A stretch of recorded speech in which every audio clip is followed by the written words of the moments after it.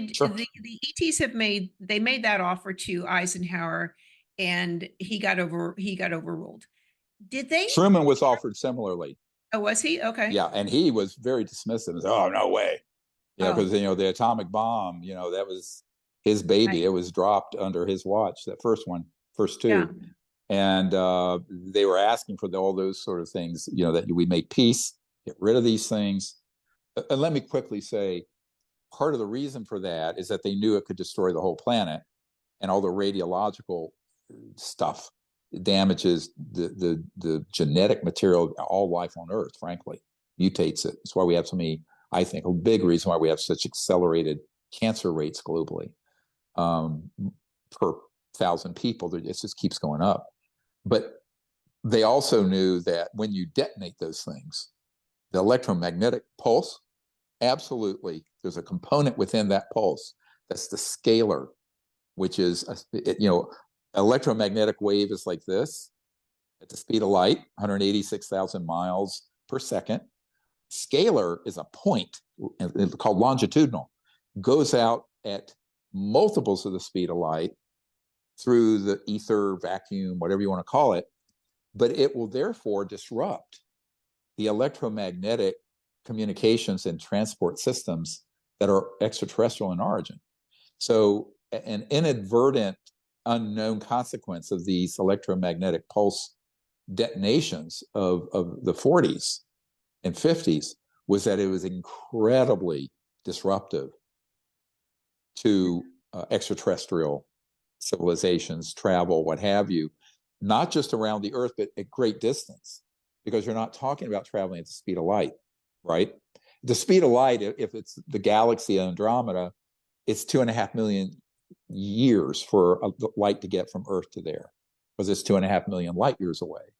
But scalar, now we're talking about a different thing. Now we're talking about the physics of non-locality, where every point in space and time is interconnected. You're operating at that non-locality of physics, where it's all entangled, what's called the entangled universe. When you start playing around with technologies at that level, now you can disrupt unknowingly, initially, systems that are thousands of light years away. So this is like the speed of thought. It's between the speed of thought and the speed of light. All right. Okay. So there's a scale here. Consciousness is omnipresent and thought's instantaneous. 3D anyway. These would not be instantaneous, but they're not limited to the speed of light.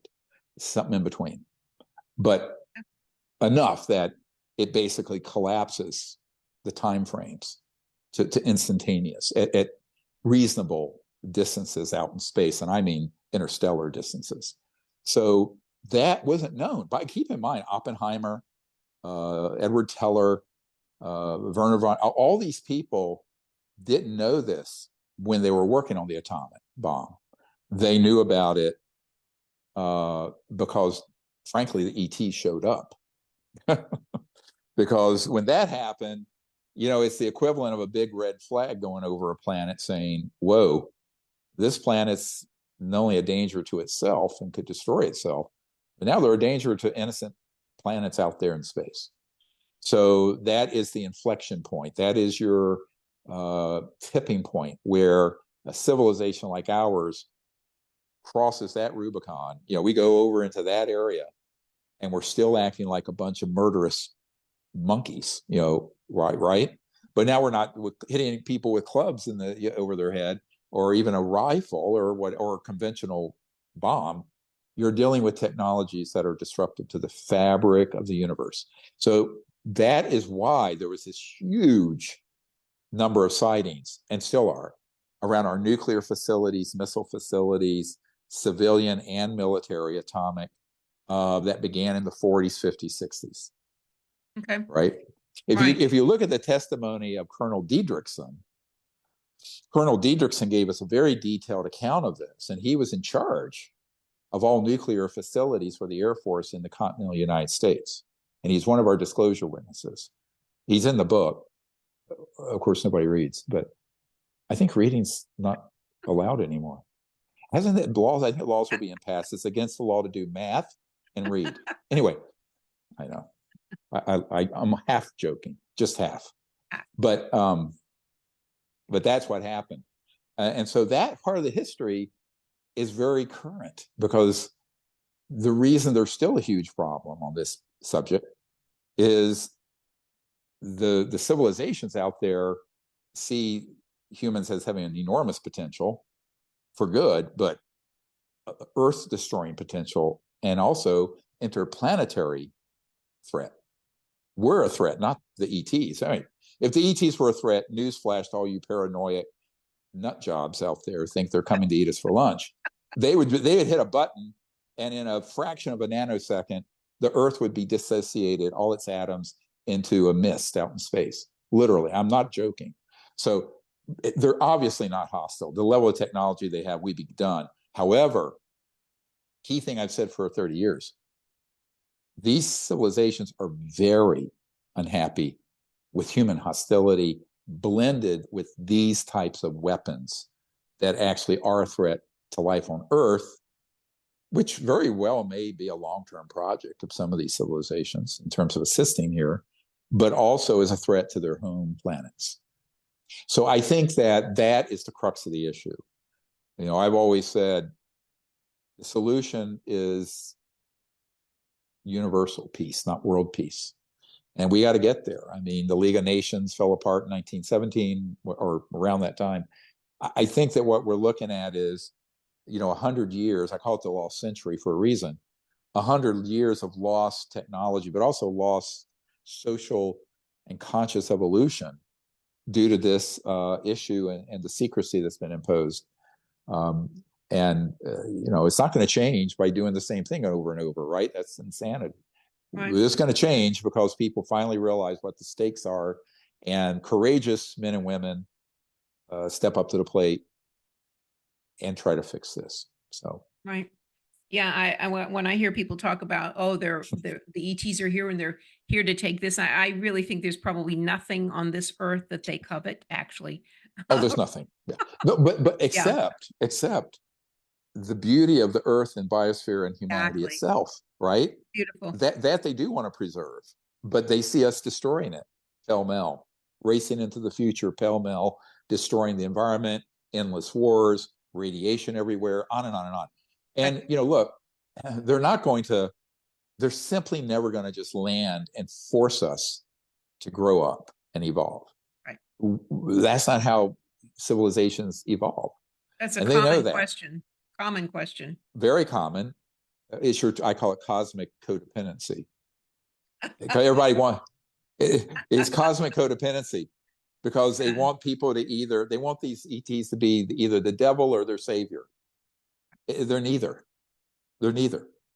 Now, if things were to get really bad here, my understanding, there would be a massive extraterrestrial intervention.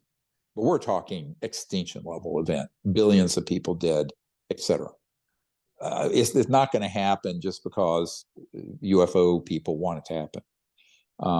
Moreover, how could they do that?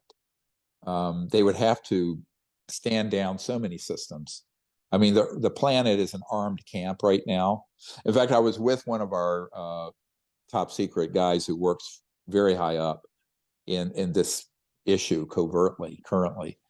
And we were talking about, the use of these EMP scalar weapons. He says, oh yeah, we have portable ones. He says, I can go to the dumpster here at my corporate facility and pull them out of the dumpster and put them on a Jeep and go out someplace and boom, hit. In fact, he said, I was over in Bosnia and saw these being used back in the 90s, right? So covertly, where you could just target a whole, tank division or whatever, all the electromagnetic components of these engines on trucks and cars and planes and helicopters would stop. And there is like shooting fish in a barrel. He was part of that operation. So that is the problem. It's like, it's not like they're going to be able to come in 3D, land and say, hey, how y'all doing? Let's have a latte or whatever. I mean, let's get real. There's no place on the earth from space and land and sea that isn't monitored by these covert government programs and trans government illegal programs and they have these technologies. So the only way they could even intervene the way people fantasize would be to shut all that down. Guess Right. what? If they do that, the spinmeisters in the media, the shills in the media that work for these big corporate and transnational interests are going to say, hey, we're being invaded by aliens. Now we need World War III.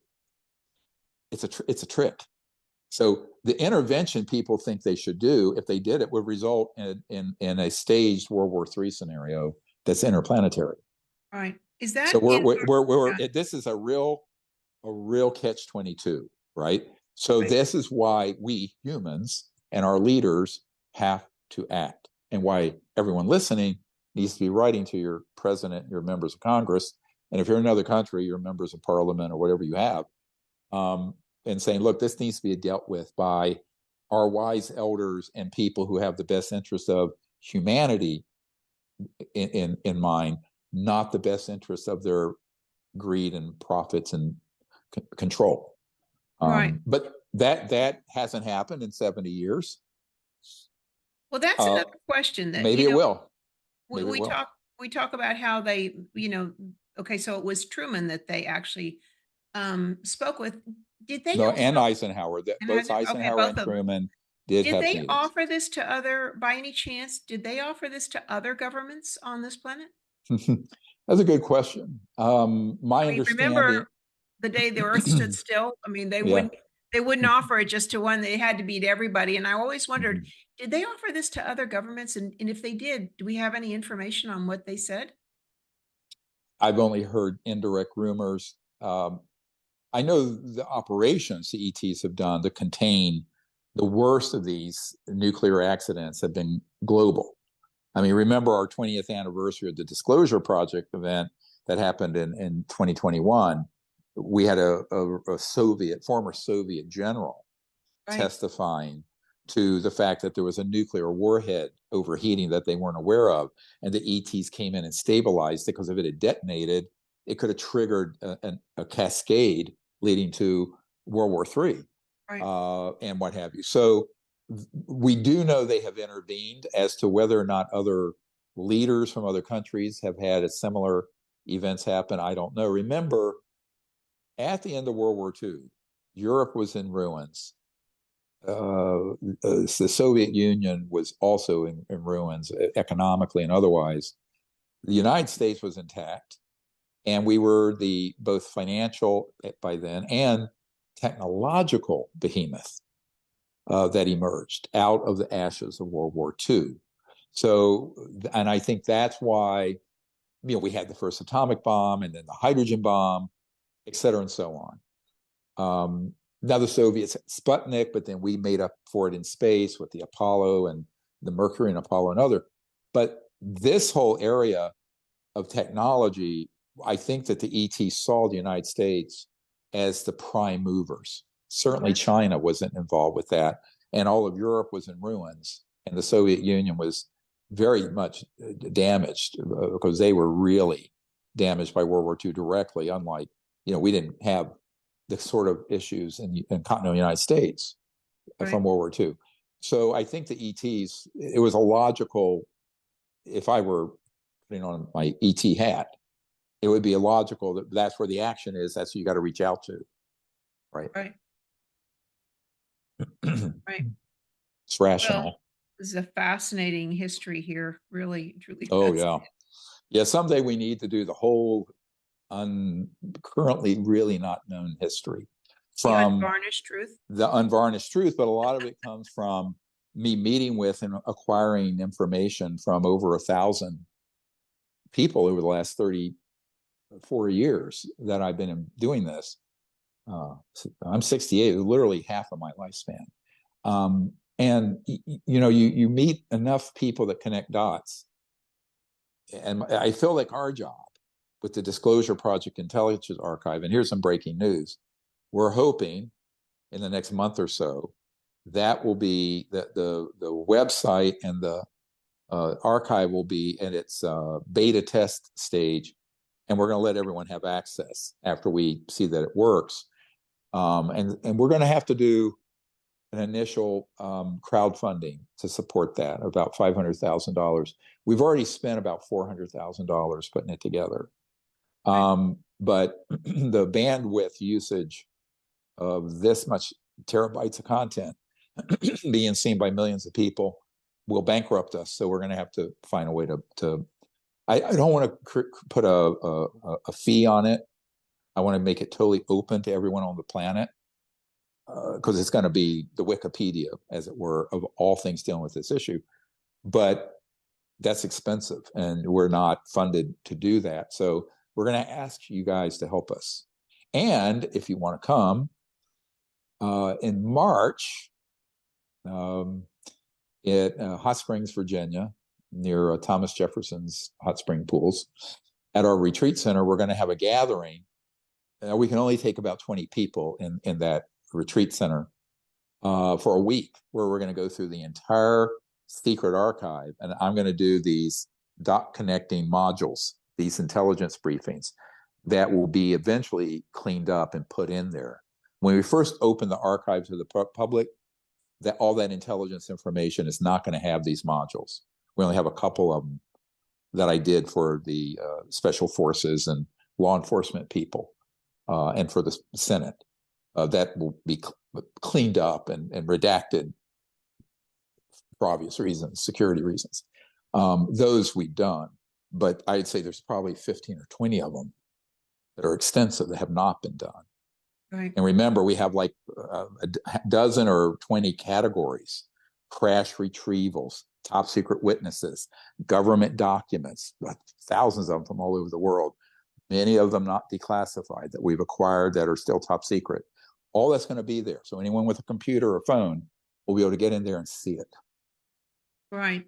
So I know you're having for 20 people in person, but are you also, is there going to be a virtual availability for people to attend?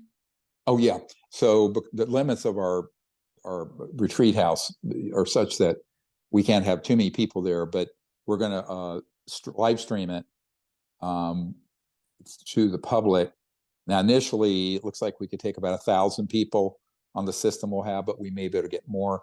So that's available. Those of you get on our site, you can register for it remotely if you can't come in person. I think the in person is about 2/3 sold out for occupancy. But if you still want to come, there's room, as of right at this moment. Right. The living room there will only hold so many people. Yeah, about 25 people. Yeah. Yeah. Our Well, crew and about that's, 20 others, and we're maxed out. Yeah. yeah. Yeah. Well, thank you, Dr. Greer. This is great Thank information. you. This has been very informative. And we'll do more of these updates. And as you get breaking news, we'll do quick updates for people.